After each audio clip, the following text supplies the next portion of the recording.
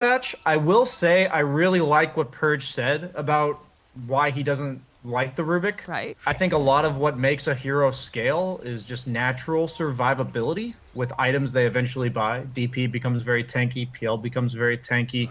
Like all these mid laners have some way to eventually become durable, and Rubik just doesn't. So I do fear that eventually he's just gonna have a Death Prophet running into his face, a bunch of PL illusions running into his face, and there's nothing he'll be able to do to have the normal team fight impact that a support Rubik would even have, because normally a support Rubik's going to have that guy in front of him, the tanky, durable mid laner that's going in. So Right. I'm skeptical, but I love to get proven wrong when people bring out some creative hero picks. For sure. It'll be one of those anything you can do, I can do better games, hopefully for Nucky. But you do have Milan over there on that Earthshaker, and man, that hero is just looking so busted. Did you see the SEA game earlier?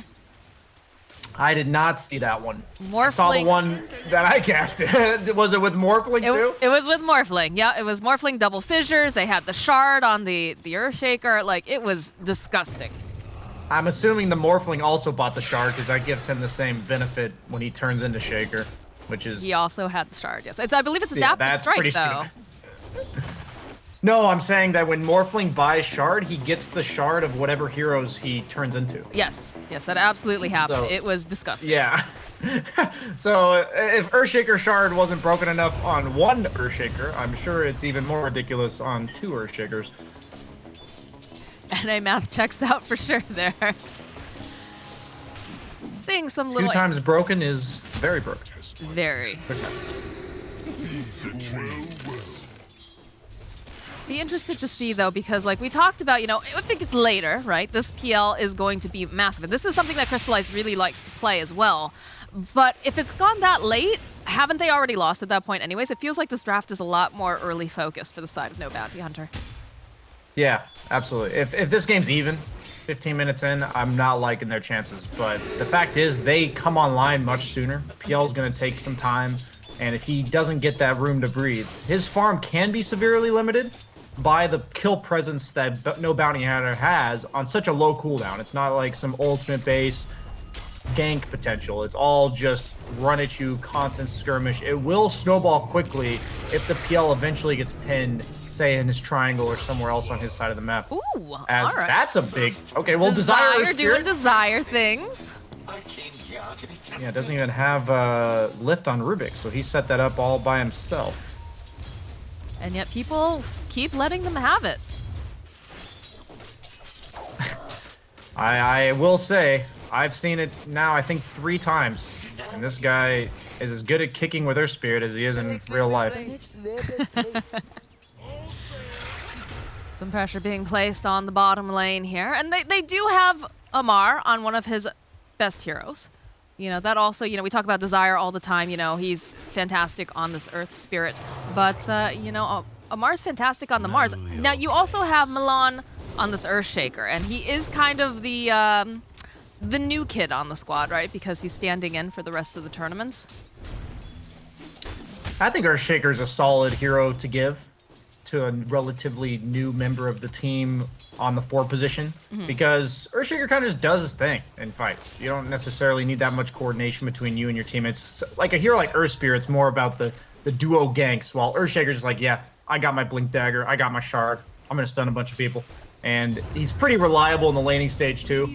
So with minimal practice, he'll definitely fit in just fine with Earthshaker. God, I don't even feel like you need the Blink Dagger anymore with the Shard. Yeah, we did see a 5-position Earthshaker just earlier today that had no shard. Or I think it was yesterday. Yeah, no shard. Or no blink. He just had a shard. He just literally never bought a blink. He wasn't even in the arena. Like, he just was like, there it is. There's the Echo Slam. Everybody's dead. Definitely crazy. Yeah, but they'll definitely rework that somehow.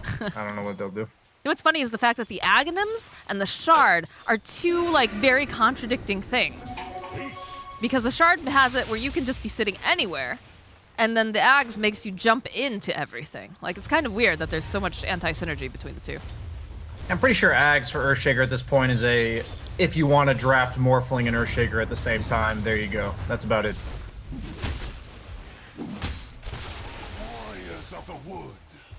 Gondo, it does look like Rubik's having to walk home right now, so that doesn't feel super great, but sitting pretty all right in terms of CS compared to the Death Prophet. They only missed 2 creeps. It's not the end of the world. I've seen this decent amount if they don't get a bottle refill in the mid lane as top lane. Fishman, he's got to pop that fairy fire. I'm not sure they have quite enough damage though, as the trees are landing. And Blink, he really would love this kill. One more hit should do the trick, so down goes the Oracle. And now they've got a man fight Crystallis over here, but it doesn't seem like he really wants to play. Roll's coming in hot. He sidesteps over to the side. Throws out a stone. As most sidesteps are. Yes, I realized that halfway through. I was like, not your most clever moment there, Mog. I admire it because you finish your sentence. Usually I just pause and look really awkward. So I'll take it. I will commit and I still look very awkward. But runes are, of course, up at the 5-minute mark. It looks like they're going to be able to land a spear over here on the Grimstroke. Khan coming in, though. Nice shield bash from Amar. They'll find the kill, but the Grimstroke managing to land that Inkswell over onto Khan. He'll be able to turn around, put a little bit of damage out. Just have to be a bit careful as the TPs are out. Desire hoping they can punish this. They see Amar. With a roll forward, he's going to sidestep. They have the Urn Charge, though, and the slow. This should be a dead Amar. If they can just get one more hit off. He's ticking down to the, that's charge here. Khan, he really wants it, but he doesn't want to dive the tower. Desire. He's got the vision, though. He's thinking about it.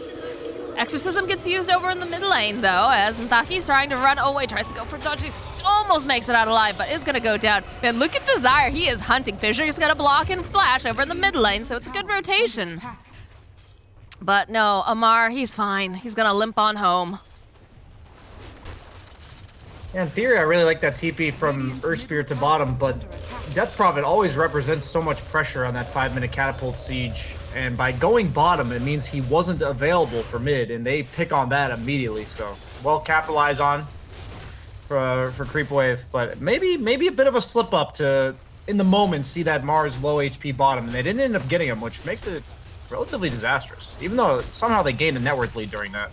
He ended up losing the Rubik, too, during all of this. Blink. Be careful here.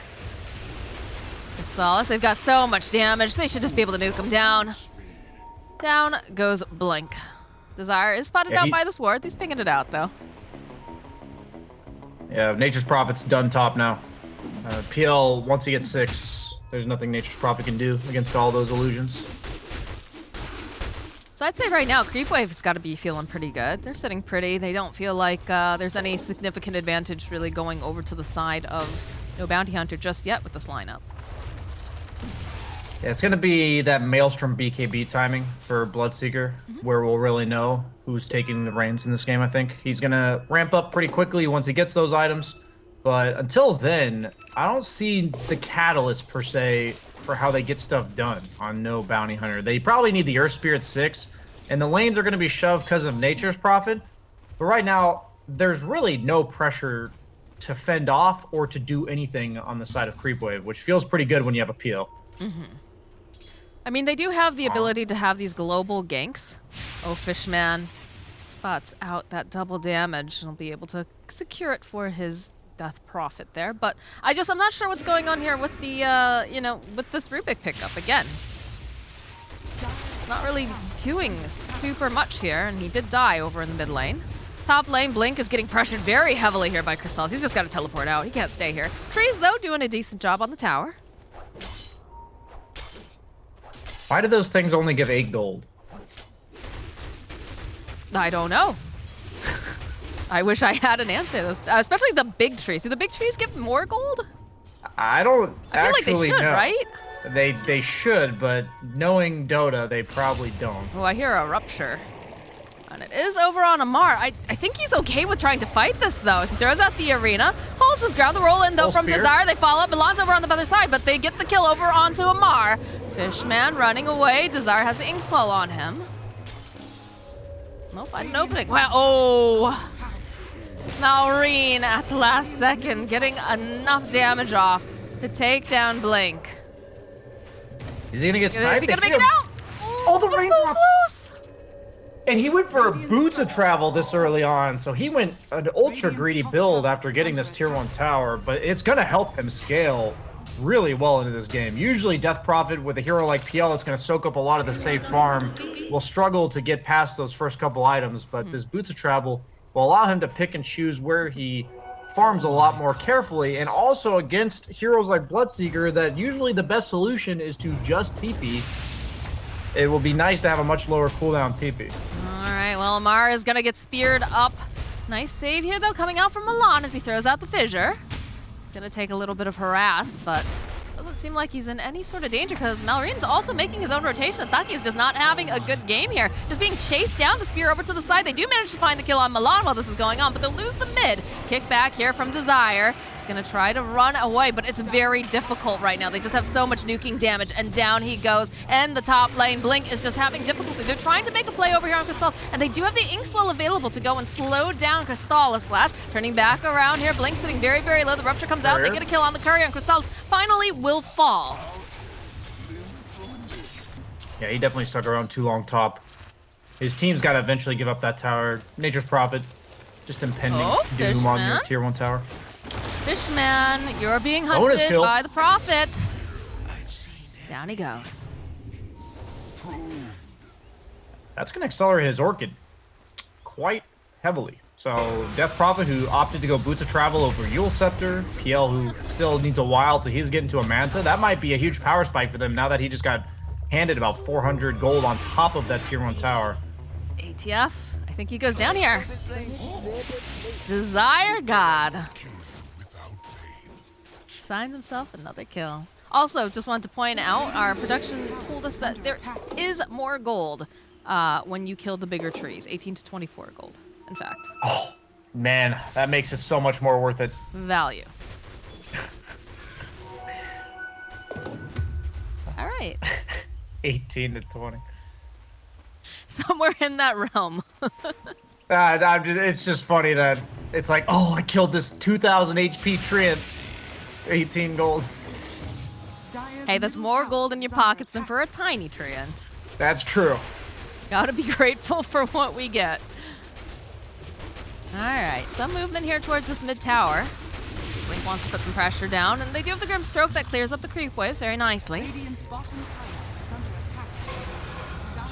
Malreen making his own rotation here. Exorcism. Has the Ghost. He does have Exorcism. Can they turn this around is the question. Can they keep him alive long enough is the other question. The Taki is trying to, he gets off the Ghost. He's got to run away though. He's trying to kite, turns back around. Oracle coming in clutch though with that ultimate as they're chasing down the Taki, but there's so much damage coming out from the Ghost, from the actual Death Prophet. No way he lives. Separates are going back around. Down will go Malreen. Looks like Blink is not going to survive this. He tries really hard, but is going to get taken down. They'll turn right back around again. The roll coming out from Desire throws out a kick. It should be enough to take down Milan. He's going to throw out the fissure. He's actually still alive. Is he going to make it out? No, there it is. The Fade Bolt coming out from the Taki, and he still has all of these ghostly ladies. It is just about to wear off. They still have not managed to take the tower, but they did get a couple of kills while this is going on. I would say relatively clumsy plays coming out from Creepwave in regards to giving Rubik their spells. I think it's a big error by Mars to not take a single point in Bulwark, because you can just toggle that on and off, and Rubik will steal that instead. And also with DP, you can just cast Silencer Amar? and cover your ult. Amar? Where's your team, Amar? You just got a little bit too YOLO here, I think, my friend. Fishman went down, now Amar's killed. And there's no Exorcism. This tower, I think, belongs to the side of no Bounty Hunter. Yeah, they gotta regroup. Just feeding away a couple kills here and there. It's adding up. They're still leading somehow on Creepwave, but suddenly mid-tier 1 tower is gone. Map's opening up. Bloodseeker's got the Maelstrom. Yeah, and Prophet's almost got the Orchid. with that global ability, with, you know, having the Nature's Prophet, you want to have those towers up so you can try to punish, you know, any sort of rotations, but they're losing a lot of these buildings pretty rapidly. Failed to fill the bottle bottom.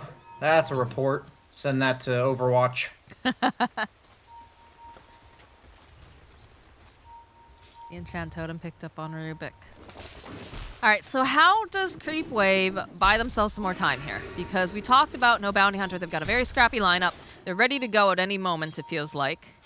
So what do they need to do over on the side of Creepwave to continue to make breathing room here for this. I think it's just efficient lane pushing. Prevent the lane. If like 2 or 3 lanes are pushing into their towers all at once, it'll give no bounty hunter free reign to move around the map wherever they please. So I think it'll come down to the lanes, which is tough because they're dealing with the Nature's Prophet, as well as even Grimstroke and Rubik are quite good lane shovers.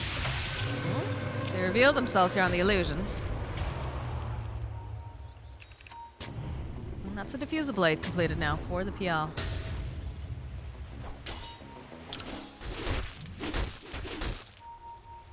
Smoke coming out from the side of Creepwave.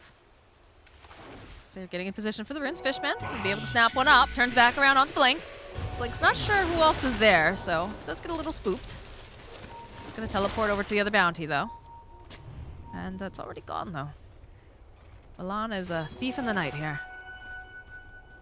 Yeah, 3 for 1 in their favor. Nice smoke to dodge the fight. That was a very cleverly used smoke because they were aware that no bounty hunter was trying to invade their triangle. So they actually smoked to get away from that smoke. A clever way to, as you said, prolong out the game, dodge engagements with no bounty hunter. Because no bounty hunter, they want to force the issue right now. They're definitely on the timer, as we've said.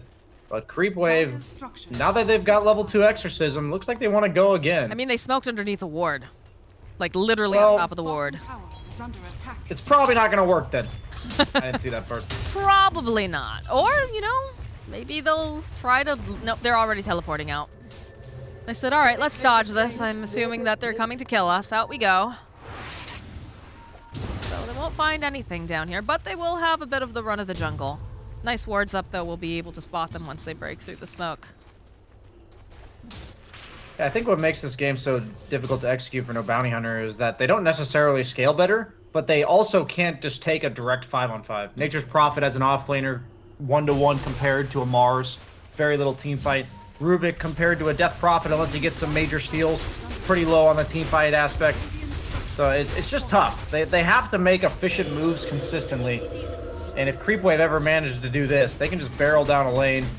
Fortification already used.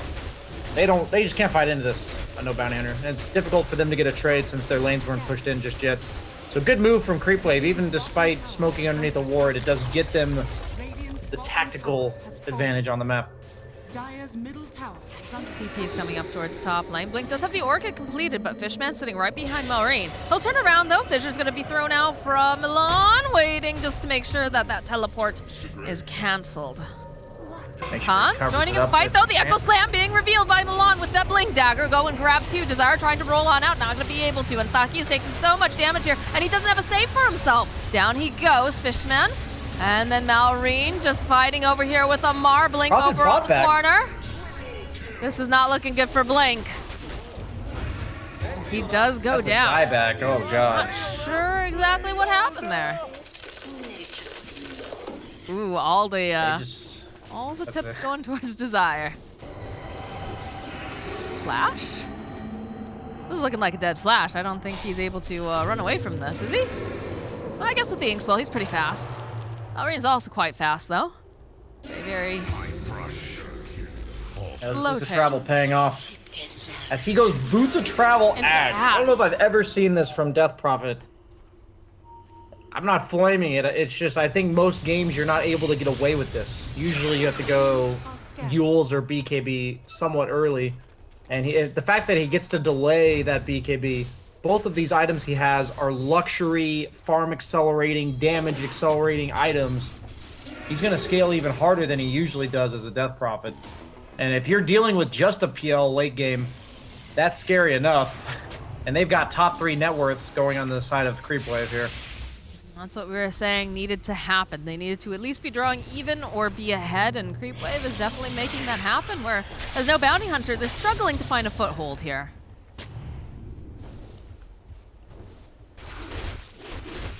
Maybe Spirit Vessel for Spirit will be a nice power spike for them to bring down this Death Prophet. They just lack burst damage. As of right now, they can rupture the Death Prophet, and he can kind of just not move because he's got the Oracle. I think they have to get a pick off on Fishman first. I think that's going to be very important. Because it feels like wherever the Death Prophet is, typically you're going to see Fishman sitting behind her. Just ready to, you know, throw out the heals, throw out the ultimate, anything that they need to keep her alive. Roll forward, though. They see Milan, the silence. This is a nice pick off if they can get it. And it looks like they'll be able to find it, so Desire collects himself another kill.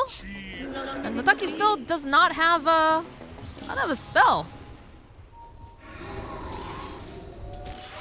He is going the right-click build. He bought Treads. He took the Fade Bolt, borrows hero damage talent. I'm assuming he'll take the 100 base damage at 15. He could steal Enchant Totem at that point, and maybe it's pretty good, actually. He might actually hit pretty hard. He's got the Witchblade, too. It's just difficult, because all of his damage, other than Fade Bolt's going to be single target, and against PL, that's just not going to cut it. Yeah. A lot of this just coming down to Khan to make sure that, you know, he can clear up these PL illusions using the Maelstrom and the Blood Right if possible. But TL's going to get very tanky, and we have a smoke coming out from the side of Creepwave. So they're going to try to go and invade the castle. They can see Khan over here. They feel reluctant. All right, Silence is going to come out, plus the pitcher is just blocked into this camp, so they get themselves a nice pick off. Arena's unstoppable now.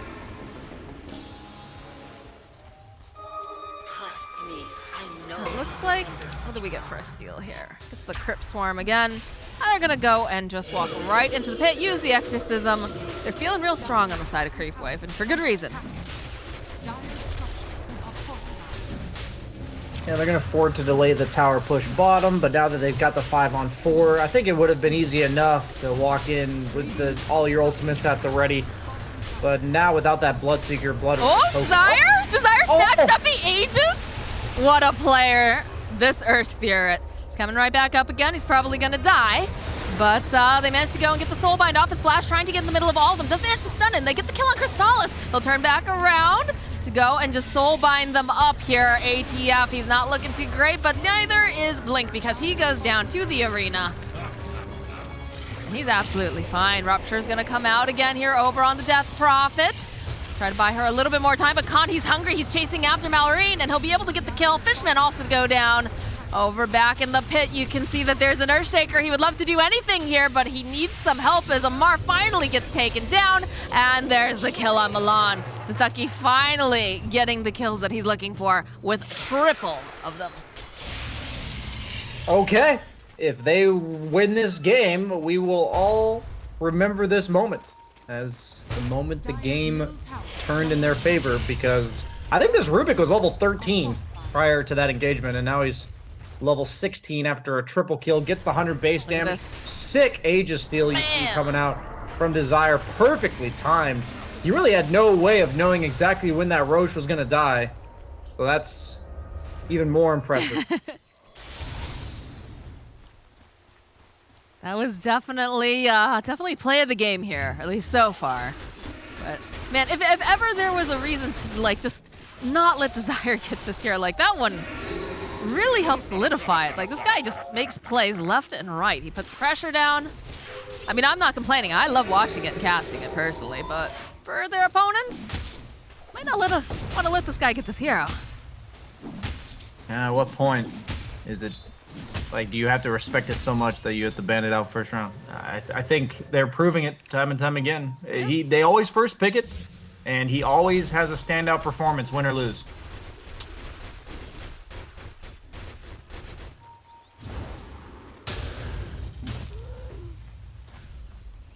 Radiant are scanning. It's like the Blink Dagger is queued up for Amar, but he's also working on the BKB. Feels like maybe he needs more mobility there. I'm not sure. It does have the Ogre Club, though. We have a smoke up here from the side of No Bounty Hunter. They're on the prowl. Not going to find anyone in those woods, though, as it looks like the side of Creepwave has already vacated, but could see some pressure on the tower. Yeah, suddenly it's only a 2K net worth lead after that last fight. And if they had 6K net worth lead and an Aegis, I don't know how No Bounty Hunter comes back in this game. But this is one fight away from taking over the lead as Creepwave looks to smoke back into them. Desire just runs in with this face. They get the Ink Swell off the roll forward. There is no Mars to be worried about here. Although they'll jump in over on the back lines. Malrine, he's trying to man-fight here. Akana, he's not looking like he's going to be able to. There's just too much damage. This will take him down. The exorcism was already used. Flash will go down here. Tucky trying everything he can. Tries to stay alive long as the Fissure comes through. They'll get the kill over onto him, and Fishman also falls. Khan, now this is the problem. Where's the control for this Phantom Lance? The Echo Slam comes out. This is going to be a dead Khan, as Desire is forced to just try to roll on out Autobots here.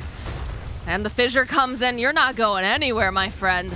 Another slow, another block. You can't go anywhere with your rolling boulder if there's something in the way, if you're hitting a wall repeatedly, and it looks like they'll finally be able to slay Desire. Triple kill for Castalis. I feel like that fight went about as good as it could for No Bounty Hunter. They killed the Mars. He didn't opt to buy back. He had literally no spells casted in that fight. Death Prophet went in with BKB ulti on and died almost immediately as well. And they still come out on top on the side of Creepwave. I don't know what that spells, other than maybe some Doom for No Bounty Hunter, but they have a pause. Yeah, someone's reconnecting, I believe. Yeah, it started off so nice. He had the BKBs. Now, Malrine was taking so much damage, but, like, again, how do you deal with this Phantom Lancer? You don't have great clear. I don't know. Milan's positioning was very good here, too. Like, being able to go and throw out these stuns. The way that he is able to help just slow down the Bloodseeker. And then, like, watch the body blocks coming out here. Like, Desire keeps trying to roll forward. They throw down the Fissure. And just this entire time starts to roll forward again. Runs right into Milan. He just cannot escape. The cold darkness comes. Yeah, they have to jump these supports. They had, like, Urkel is so dangerous for them because of the save threat, and Earthshaker, I think the only way they can kill this PL is if they are allowed to hit him with 3 or 4 heroes constantly bursting down his illusions so that they can focus the real one. And with Earthshaker alive, that's just not feasible. You just can't do that. Feels like Milan's had some really good positioning, like we said in the last fight, but also this Rubik has not been able to steal any of his spells, I think, so far this game. Have you seen it? He stole an enchant totem like 3 or 4 times. Okay. But I don't think that's what he's looking for. No, probably not. So he's definitely trying. So that's credit to Milan if you continuously see Rubik having enchant totem. Almost hard to Tarask on PL. They already struggled enough to kill him, and suddenly he's gonna have that extra, I believe, 80 to 90 health regen. Let's see what it checks out to. Oh, okay, 62. I was close. Sure, we'll go with close enough. Loosely defined. Loosely defined. It's fine. It's fine. All right, let's see. We've got Heart on this PL. You've got Amar feeling like he wants to get in there with this fresh BKB. Still 5K net worth lead.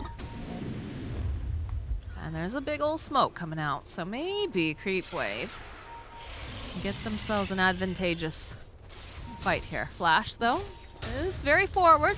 Will be able to break any smokes. BKB getting picked up now for the Nature's Prophet as well. Radiant's middle tower is under attack. And there's no one in the castle. They're knocking over here on Creepwave, but no one's home. Dire's top tower. Although Milan going very forward here. Flash, about second. They'll throw out a stroke of fate. The Phantom Lancer going down over to the low ground. Flashy's not going to be able to survive long enough for that ink spell to do much of anything. Middle tower is under attack. Yeah, no buyback on him. Dead for 70. Assuming that's a dieback, because he's dead for a very long time. He is going Gleipnir on Nature's Prophet. Inevitably, that will help deal with the PL, but usually that's like a timing-based thing. Once PL gets 3 or 4 items, the AoE roots and magic damage tend to fall off quite heavily. Are scanning. I mean, the one positive thing for the side No Bounty Hunter is that we keep seeing Untucky, he's like trying to steal spells here from the Death Prophet, typically just getting the Crypt Swarm, but he's able to just teleport out underneath her nose, right? Because she's opted to go for the Ags and the Boots to Travel build. So there's no Yules, there's nothing to cancel TPs, there's no catch just with Malrine alone. Radiant's middle Yeah, tower. I've definitely never seen this build. I like the casual plate mail though. Gunnar talked to me about this one. He says when he plays Pugna and heroes like Death Prophet, these int heroes that usually buy BKB, he likes that casual plate mail after the BKB. Otherwise, during the BKB itself, you just get right-clicked as we saw in the last fight. He's a smart kid, that Gunnar. He's all right. He's like only like 10K or something. But he's playing on a team. That's one up on you and I. He's got like 4 ups on me, but I just choose not to talk about them, you know. Fair enough. Flash, you're not going to survive this long enough, my friend. Oh, Khan is now going to get sandwiched. He has to BKB. He's got to get out of here. Because otherwise, he's just absolutely dead. That's the last time that's going to work, because PL's got the Basher queued up. This is starting to look a bit scary for the side of No Bounty Hunter. Desire making some really nice plays earlier, even gets the Aegis steal, but the rest of his team is kind of falling behind here just because they don't scale as well, and they don't have a solution for the Phantom Lancer. You can see why the Death Prophet went Boots of Travel. PL wants to play the aggressive part of the map. Somebody has to TP back to deal with this annoying Nature's Prophet Ag Shard. And it allows him to do exactly what you just saw. Walk back to base, refill, and then Boots of Travel back to his team. So it really does help him clean up the map. As he does get Spider Legs, a huge item for any hero that doesn't have mobility against Nature's Prophet. Absolutely huge. It allows him to just Spider Legs his way out of that Sprout. No Sprout teasies today. Not today. Now, if only it worked on Serpent Wards for poor Kuroki.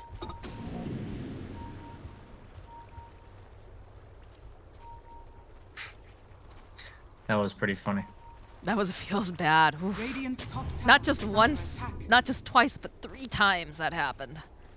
Oof. Yeah, well, if it continues, if there's any trend this patch, we'll have to start calling that the Kuroki. I thought I saw someone call it like the... Radiant's I can't remember the words now. They made like something clever out of it, like Cliff Teasy. Radiant's top tower is under attack. But now I can't remember it for the life of me, so I guess it wasn't that good if I can't remember it. Dire's bottom tower is under attack. What's the next play here? Because it feels like Creepwave definitely in the driver's seat. And we're working on getting some more physical damage on this Rubik, but it's taken a while. All right, they're going to try to make some moves over here onto this Death Prophet. The BKB comes out. The Oracle ulti is going to go too. Desire, he rolled really forward, but now he's not with the rest of the team. It's a lot of damage. They do manage to take down Milan. Fishman will fall. Desire, he's somehow still alive, somehow still just juking around, but eventually he gets a Spirit Lance to the face, goes down. Blink also falling. Down goes Flash. And the rest of Creepwave is on the pursuit. They want this kill on Khan. They can't find him in time, though. He is out.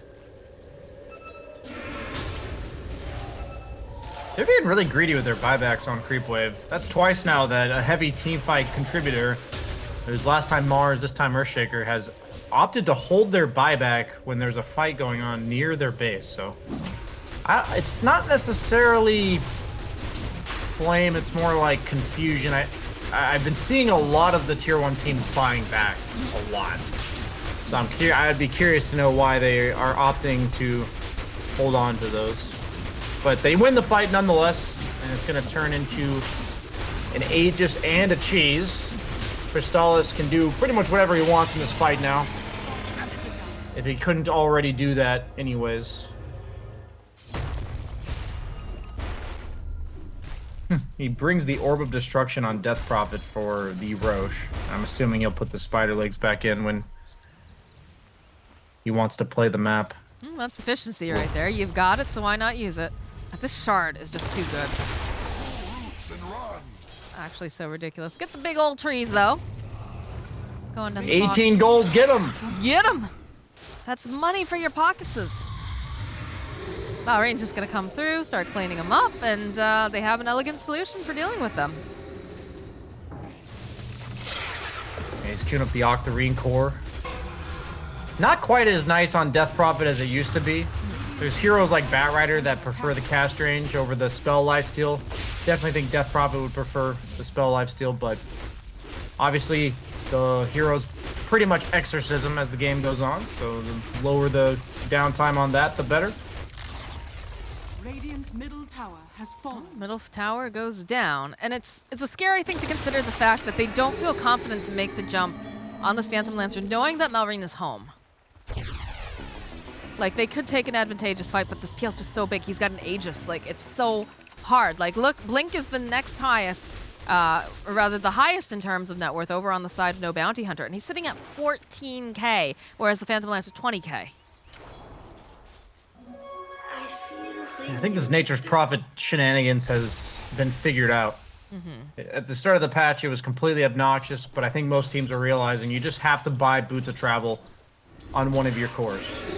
And it feels a lot less potent. Because the whole idea is it prevents the opponent from grouping up.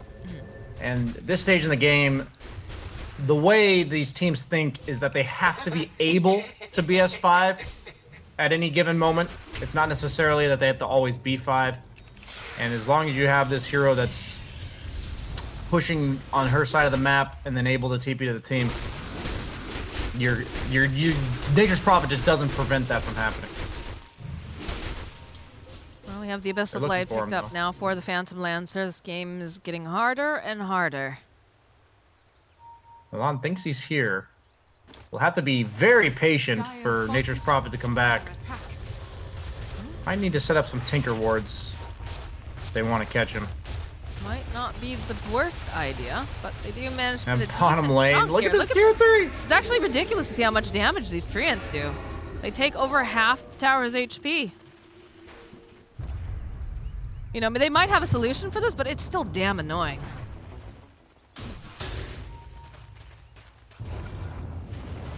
My experience with Nature's Prophet in a losing game is he makes the game last about 15 minutes longer than it should, and then he loses anyways. So I would love to see an exception. We did see a 5-position Nature's Prophet last week from Alliance that they ended up being able to cheese the throne at some point, despite being in a unwinnable spot otherwise. So you never know. With heroes like this, they are a real wild card. I mean, that's the beauty of Dota, right? You never know. It's not over till it's over. And if you're a good team, you'll find any sort of, Malraine's just like, these guys again. Go away. Radiant are scanning. I just feel like we've That is- just been watching Blink and Malraine this entire time. But I'm Yeah, everyone else is so much just playing more. super. Wait, what? Am I missing something? Does this Mars have a butterfly? Yes, he has a butterfly. He also did not land that arena, but it's okay because Milan is here and so is Fishman. The BKB coming out here from Blink. It doesn't matter. There's too much damage. What the hell? I don't think I've ever seen that. Break it down for me. Theorycraft for me, BSJ. Why would he have Well, if you combine that with the Elven Tunic, he's got nearly 50% evasion against the immense right clicks from the mid Rubik with 100 base damage talent, who will inevitably steal damage from his teammates, or from the Mars's teammates, and he hits for 280, and he's went for the Crystallis rather than any form of True Strike. So, Onmar is just 5-heading the mid Rubik, and this is showing why mid Rubik does not scale properly. Yeah, it doesn't seem to be working out for them, unfortunately. So, you know, Creepwave's just gonna be surfing on into their base with this Phantom Lancer, all the ghosts. Just rip through these buildings, and it feels like they really can't do much. Okay, Flash will try. He'll throw out the Soul Ace Bind. is There's fired. Desire jumping in, but over there, they just throw out the Fissure. BKBs are coming out. Malrine, he's just chewing through everyone here with these ghosts. Khan trying to chase after this Death Prophet, but they back off. Don't feel confident. There was a lot of damage coming out from that one stroke of fate, but not nearly enough to force them out of their home. Crystallis just... They will have to be careful. Exorcism's down. Yeah, but you still have the threat of Echo, too. Like, Is under attack. I don't know. Here, Rupture coming out.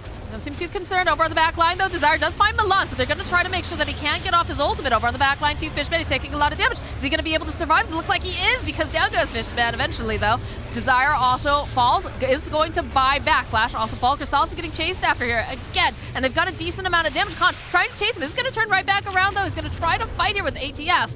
Desire Echo Slam over on the back lines. More buybacks coming out. No Bounty Hunter doesn't want to go. Neither does Creepwave. They want to take these fights, and there's so much damage coming out. Nataki, though, he does go down to Milan as Malrine tries to run away using these spider legs. Khan, though, hot on pursuit. He has a lot of damage coming out from this Exorcism. They need to be careful because Flash goes down again. Salas jumps right back on, and down he goes. Desire with the BKB. He's not happy. He's got to roll out of here. And Nataki gets the Crypt Swarm for the umpteenth time, but it just doesn't do a whole heck of a lot, my friend, as he also will get nuked, and the GG gets called. Oh, it feels so bad when you go on peel like that. They're not even done. They want Pretty much Desire your too. entire BKB duration on 2 heroes, and he just lives with 100.